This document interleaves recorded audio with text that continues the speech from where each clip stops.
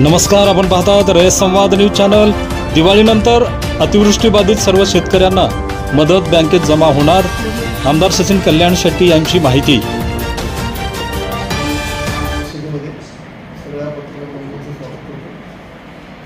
आजची ही पत्रकार परिषद जी अतिवृष्टी या सोलापूर जिल्ह्यातील अक्कलकोट तालुक्यात मोठ्या प्रमाणात शेतकऱ्यांचं नुकसान झालं। अतिवृष्टीमुळे पिकं गेली, जमीन खरडून गेली, माती खरडून गेली, विहिरी बुजल्या आणि खूप मोठ्या प्रमाणात जो बळीराजा आहे संकटात सापडला आणि दिवाळीचे तोंडावर। वारंवार राज्यातील जनतेकडून शेतकऱ्यांकडून अपेक्षा व्यक्त होतात की सरकारने अशा वेळी शेतकऱ्यांच्या पाठीशी आणि आजपर्यंत इतिहासातलं सगळ्यात मोठं पॅकेज या राज्याचे मुख्यमंत्री माननीय देवेंद्र फडणवीस साहेब यांनी या राज्यातील जनतेसाठी जाहीर केलं। या मागच्या वर्षी 2 वर्षापूर्वी सुद्धा जेव्हा आपल्याकडे नुकसान भरपाईचे पैसे आले त्यावेळेस सुद्धा जिल्ह्यात अक्कलकोट आणि दक्षिण सोलापूर हे 2 तालुका अग्रणी होते, सगळ्यात जास्त रक्कम मिळाले आणि पहिल्यांदा आपल्यालाच मिळाले। त्यानंतर आता सप्टेंबर अखेरपर्यंत जी अतिवृष्टी झालेली आहे त्या अतिवृष्टीच्या अक्कलकोट विधानसभेमध्ये अक्कलकोट तालुक्यात अक्कलकोट विधानसभेमध्ये 99,808 म्हणजे जवळपास 1 लाखापर्यंत शेतकरी ह्या अतिवृष्टीनं बाधित झालेले आहे। 1,12,750 हेक्टर क्षेत्र बाधित झालेलं आहे। 1,12,750 घरामध्ये पाणी शिरलेले बाधित खातेदार होते 1469। घर पडझड झालेले जे शेतकरी होते ते 2,473 आणि मृत जनावरांच्या अनुदानासाठी मागणी आली होती 29। तर ह्या सगळ्यांचं मिळून राज्य शासनाने आता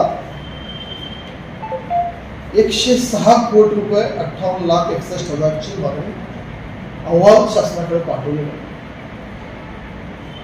त्यापैकी आता 61,000 रुपयांची यादी प्रशासनाने शासनाकडे अपलोड केलेली आहे।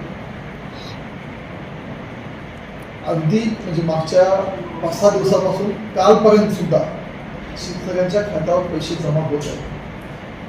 खरं तर दिवाळीच्या अगोदर हे पैसे मिळणं अपेक्षित होतं, पण शेवटी आपल्याला माहिती आहे 1,12,000 म्हणजे 1.25 लाख हेक्टर जमिनीचे पंचनामा होणे, त्या सगळ्यांची यादी तयार होणे, ती यादी प्रशासनाला अपलोड होणे आणि हे करत असताना अनंत अडचणी येणे, म्हणजे कोणाचं आधार कार्ड मॅच होत नाही, कोणाचं IFSC कोड जोडून येत नाही किंवा विविध सगळ्याच आणि नेमकं पंचनामा सुरू असताना सुद्धाही वर पाऊस होतो, त्यामुळे पंचनाम्यालाही थोडा वेळ लागला।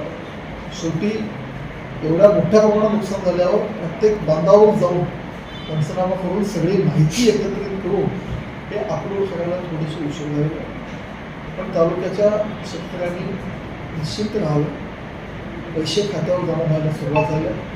आता पहिल्यांदा 2 हेक्टर क्षेत्राचा जो नॉर्म होता त्यानुसार पैसे जमा होत आहेत।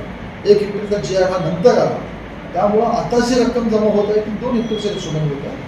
हे झाल्यानंतर 3 हेक्टरनुसार आपल्याला पैसे मिळतील। माझ्या माहितीनुसार जिल्ह्यात सुद्धा जिथे जिथं अतिवृष्टीचे पैसे येणार आहेत त्यात सर्वाधिक रक्कम अक्कलकोट असायची शक्यता, पण काल परवा जेव्हा बातम्या बघत होतो हे सगळ्या अमाऊंट आपल्या पैसे आत्ता आपल्याला एकूण 106 कोटी 58,61,000 ही रक्कम शेतकऱ्यांना आपण प्रस्तावित केली आणि रक्कम मिळणार आहे। हे सगळं होत असताना जो शासनाचा नियम आहे 2 हेक्टरचं 3 हेक्टर केलं पूर्वी एनडीआरएफच्या निकषाच्या पलीकडे जाऊन राज्य शासनाने मदत केली आणि एवढी माहिती मदत शासनाच्या यापूर्वीच्या मदतीमध्ये कधीच एवढी मोठी रक्कम नव्हती आणि प्रशासनाने सगळं कौतुक करायला पाहिजे सण असताना सुद्धा एकही महसूल प्रशासनातील अधिकारी आपण जर माहिती घेतली पहाटेपर्यंत बसून हे अपलोड करायचं काम चालू. ज्या शेतकऱ्यांना दिवाळीच्या अगोदर रक्कम जमा झाली अशी चांगली गोष्ट आहे. ज्यांना दिवाळीत देता नाही आलं त्यांनाही थोडासा उशीर झाला, पण येणाऱ्या काळात म्हणजे येणाऱ्या दिवसात बरोबर ती रक्कम पूर्ण त्यांच्या खात्यावर जमा होईल.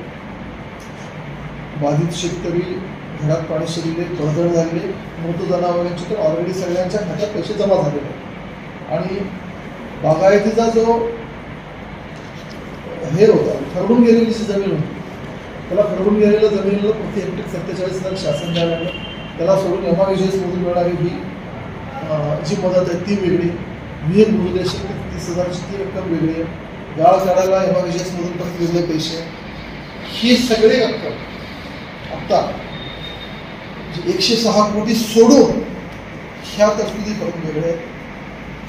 जमीन ठरवून गेलेले आणि विहीर बुजलेले हे पंचनामा अजून प्रोसेसमध्ये ते पूर्णत्वास आले नाही, त्यामुळे त्याची आकडेवारी अजून येणे बाकी आहे.